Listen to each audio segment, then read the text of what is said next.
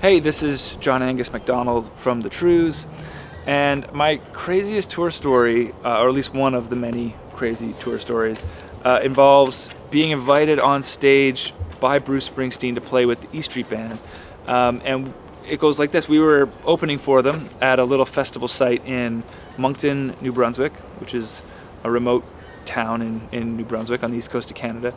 And Bruce was the big headliner. We were the opener, and it was great. There was like 30,000 or 40,000 people there.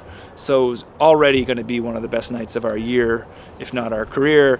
And we did our thing. We played. The audience loved it. We had a great time. We were all high-fiving and cheersing in the dressing room. And we got word that, well, Bruce would like to meet you guys on his way to the stage.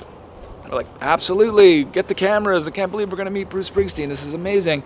We're waiting there for him to go on. We noticed his backup singers come up, and then his horn section comes up, and all these people are coming up, and they're all very cool, and we're shaking hands, and then off in the distance, and this is the background, this is the backstage of a very big event, so it's like the president's there. The whole thing, the place is locked down. You can't get anywhere without the right pass, and there's security everywhere.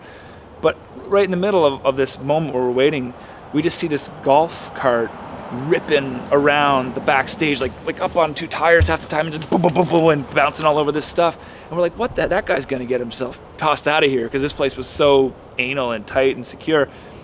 But no, that was Bruce cruising up to the stage on a golf cart, driving like a maniac with Max Weinberg and Steven Van Zandt in the golf cart. And he pulls right up to us, screech, comes to a stop, hops out. He's like, you guys are the Trews?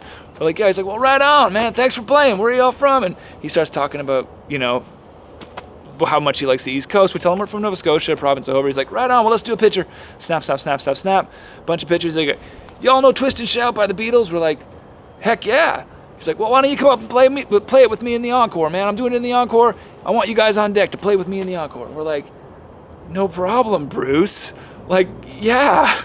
And then the whole, because Bruce plays for like 3 hours, so the whole 3-hour show, we were all trying to figure out a way to stay sober enough to not like fall over while we were on deck with Bruce. And we managed to stay sober enough, and because it's such a fun party watching Bruce, as anybody who's watched Bruce knows.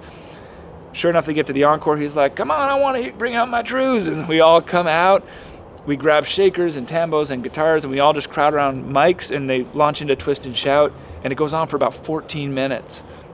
And this is on YouTube, by the way. You can Google or YouTube Trews and Bruce Springsteen, Moncton. It's like a 14-minute version. Every time you think it's over, it's one of those 1, 2, 3, 4. Well, shake it up, baby. Right back into it. And then you think it's over, then one more time.